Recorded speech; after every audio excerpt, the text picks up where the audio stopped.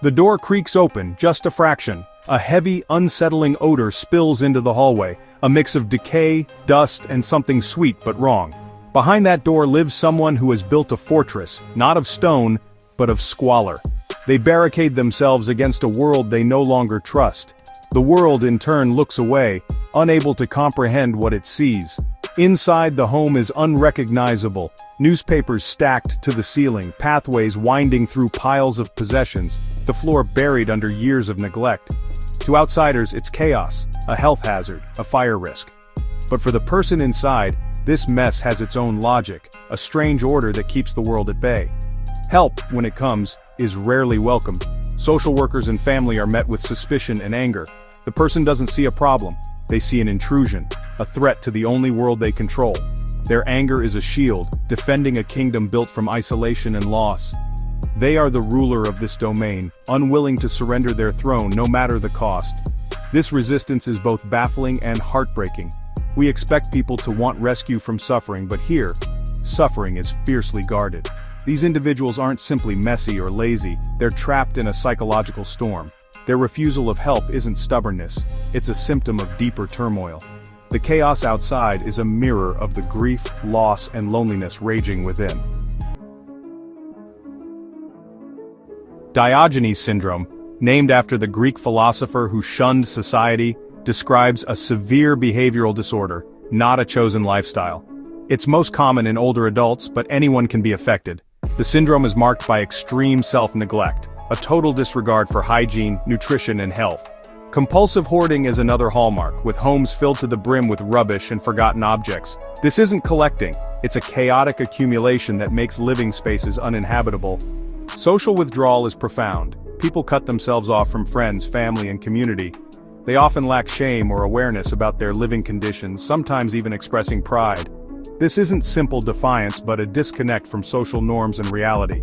The combination of self-neglect, hoarding, and isolation makes Diogenes Syndrome incredibly challenging for families and professionals. It forces us to look beyond the surface and confront the limits of compassion and intervention. Let me tell you about Arthur, a retired librarian in his late 70s. His house, inherited from his parents, looked ordinary from the outside, just a bit overgrown. Inside, Arthur ruled over a crumbling empire of paper. Neighbors saw him bring home newspapers and books, but no one realized the scale until a burst pipe forced entry. The house was packed with paper, leaving only narrow channels to move through. The kitchen was buried, the living room floor his only sleeping space. When social workers arrived, Arthur was furious. "This is my library, these are my things, you have no right." To him, they were invaders, not helpers. After his wife died, Arthur withdrew from the world. His collecting spiraled into hoarding. Each item was a distraction from the silence and loss. With no children and few friends, the hoard became his only companion. Attempts to help were met with panic and rage. Removing the papers felt like erasing his identity.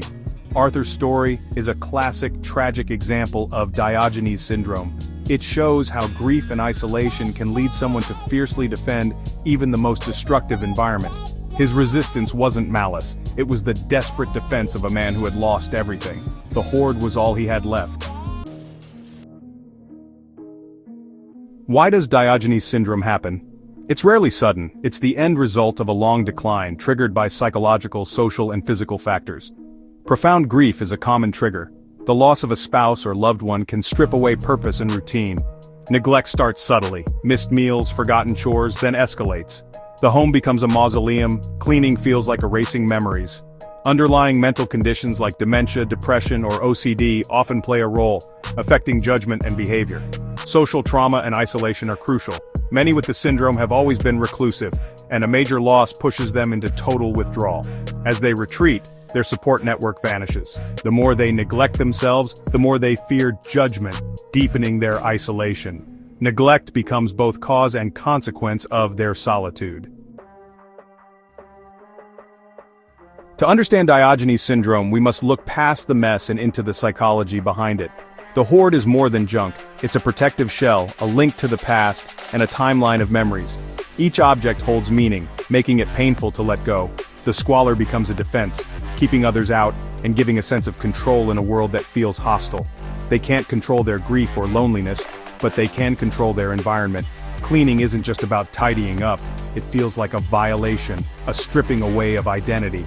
That's why they fight so hard to keep their mess. They're defending the last pieces of themselves. The urge to intervene is natural, but with Diogenes Syndrome it's rarely effective. The disorder's core, fierce independence, denial and suspicion, creates a nearly unbreakable wall. The person doesn't see a crisis, they see outsiders as the problem. Denial is a major hurdle. What looks like danger to us is, to them, a collection of treasures and memories.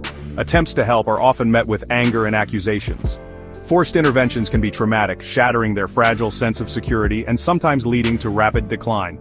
Legally, adults have the right to live as they choose unless proven incapable, a difficult, lengthy process. Families and social services are often left powerless, watching a loved one deteriorate behind closed doors. The law protects autonomy, even when it means living in squalor. The result is a heartbreaking standoff with few easy answers. What can be done? There are no quick fixes, only patience and compassion. Building trust is key, often starting with small gestures and consistent non-judgmental presence.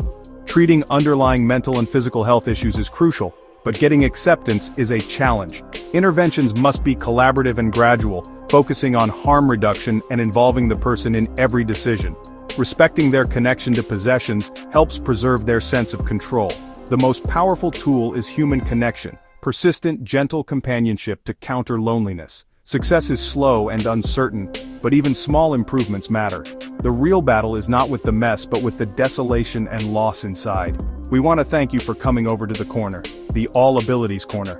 Please like and subscribe and we'll see you soon.